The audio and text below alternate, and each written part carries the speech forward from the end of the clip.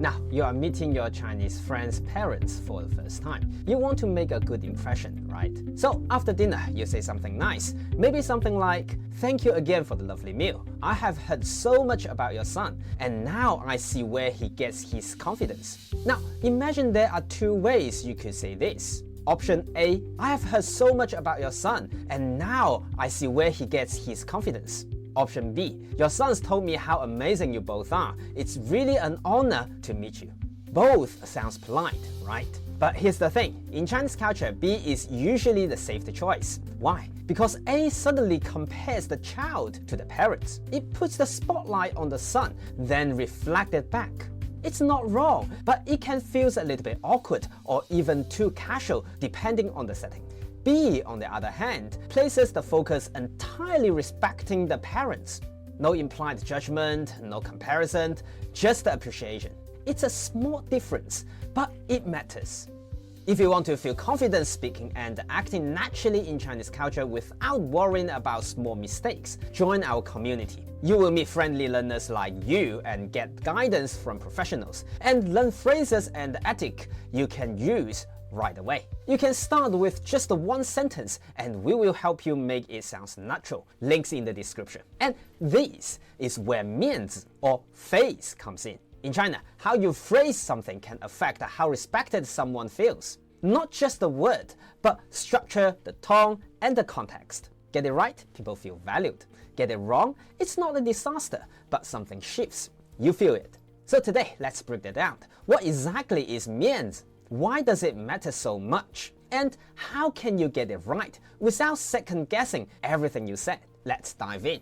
So first, what is the face? Let's say you are in a business meeting with your Chinese client, Mr. Li. Everything goes smoothly until he makes a small mistake. Instead of addressing it privately, your colleague John pointed it out right there in front of everyone. John said, "Mr. Li, that's not how we do it. You should have known that by now." You noticed Mr. Li looks uncomfortable, shifting in his chair. This isn't just about a mistake. It's a public blow to his miànzi, his reputation, his dignity. Now, instead of focusing on work, everyone's thinking about how Mr. Li feels in front of his team. You see what I mean? Here's another one. You are at a family dinner in China with your friend Chen. The mood is light, but you bring up something that clearly off limits. You said, "Hey Chen, I heard you didn't get along with your cousin last year. What happened?" People at the table start whispering. Chen forces a smile, but you can see his discomfort. You have just brought up something deeply personal, embarrassing him in front of everyone. In that moment, you have caused Chen to lose miànzi, and his family might judge him because of it.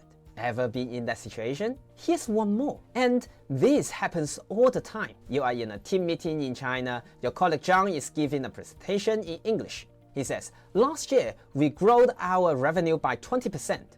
You smiled and said, "Oh, it's grew, not growed." You think you are helping, right? But Zhang's face stiffens. The room gets quiet. You just corrected him publicly and made him lose miànzi. In Chinese culture, even small corrections in front of others can feel uncomfortable. If you waited later and told him privately, he'd have thanked you. But now, you have made him feel awkward and create some distance. That's miànzi. It's not what you say, it's when, where, and how. At its core, face is about reputation and social standing.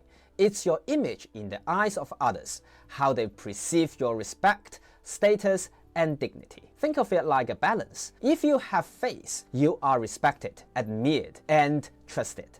If you lose face, you could be humiliated, disrespected, or seen as unreliable. It's the invisible power that holds relationship together in China. What makes someone lose face and how to save it? It's your first time working in China. One afternoon, your Chinese colleague Wang looks over with a friendly smile and asked, "Would you like to join us for a hot pot night?" The other colleagues look at you eagerly. You are not sure if you like hot pot. It's spicy and you already planned a gym session. So you give the most straightforward response. "Oh no, I'm not coming." Instantly, one smile fades. The mood shifts. You have just made Wang lose face. Why? Because in Chinese culture, turning someone down this directly can feel dismissive. You are not only rejected the invitation, but also made Wang feel awkward in front of others. Wang wanted to offer you the chance to bond with the team, but your blunt answer put him in an uncomfortable position.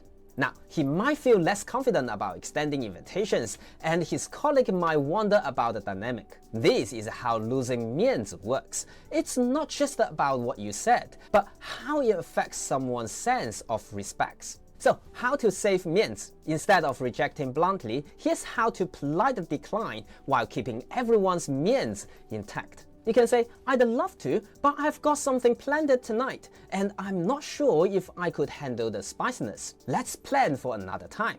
You go ahead and enjoy. By offering a reason that shows appreciation and leaving future plans open, you have saved Wang's miànzi. Wang doesn't feel dismissed, and your colleague sees you as respectful and considerate. 要面子, the desire to seek face. In Chinese culture, 要面子, want to save face, means actively seeking to maintain or enhance your reputation, making sure you are seen in the best lights possible, especially in front of others. One of the most common examples, paying the bill. Let's say you finally join your colleagues for dinner. At the end, the bill arrives. Instead of splitting it, your colleague Wang quickly grabs it, ready to pay. But before he can take out his wallet, Li jumps in and insists on paying too. They start pushing the bills back and forth like they're practicing Tai Chi. Wang says, No, you treated us last time. Let me pay.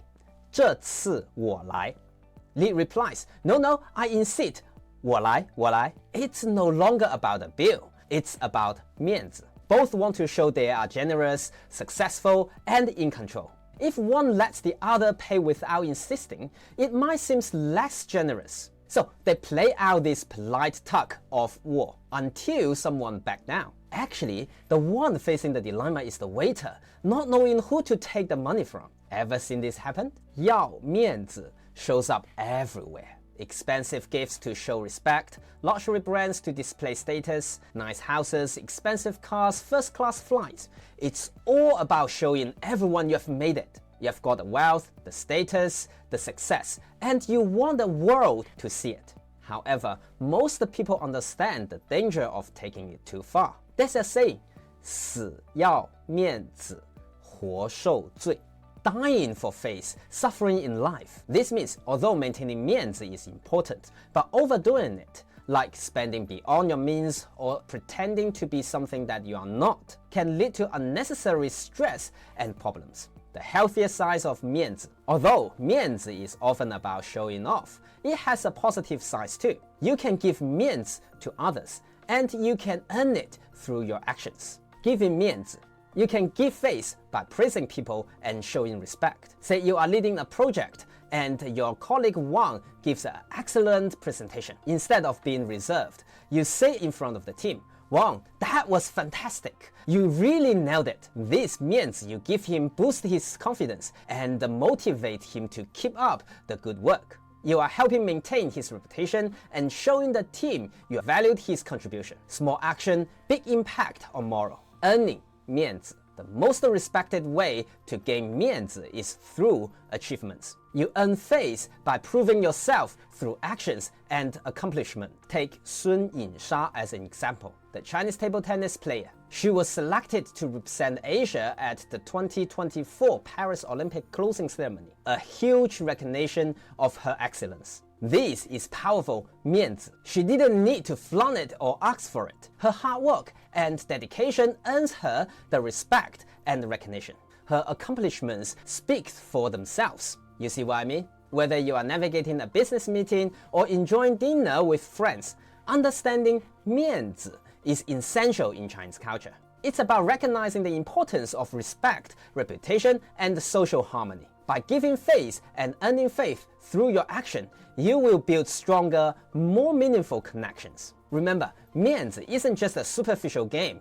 It's a vital part of how people interact, shows appreciation, and earn respect in China. The key is balance. Maintain your own face while being mindful of others. Don't let the pursuit of 面子 control your life. As we said, don't let seeking face to extreme lead to unnecessary suffering. Instead, earn it through genuine achievements and meaningful relationships. Now, that understanding means you can navigate Chinese culture with more insight and confidence. Embrace it, but always keep it grounded in respect and authenticity. This week, try spotting 面子 moment around you. Did someone give face? Did someone lose it?